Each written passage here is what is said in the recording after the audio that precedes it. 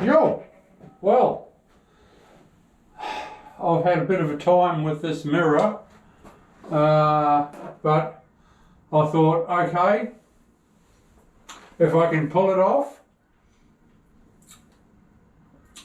good one. If it breaks in the meantime, well, so be it, because it's not very often that you take off a mirror.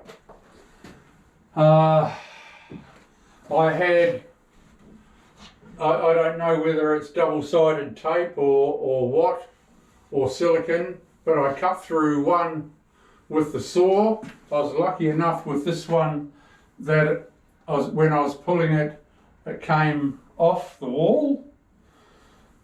So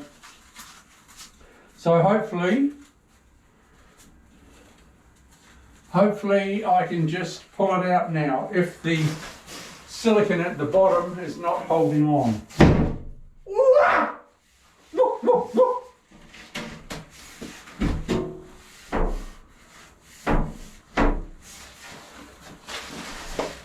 So there's one more.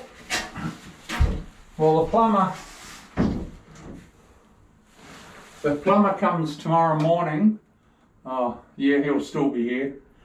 So I'll get him to give me a lift with it, lift out with it.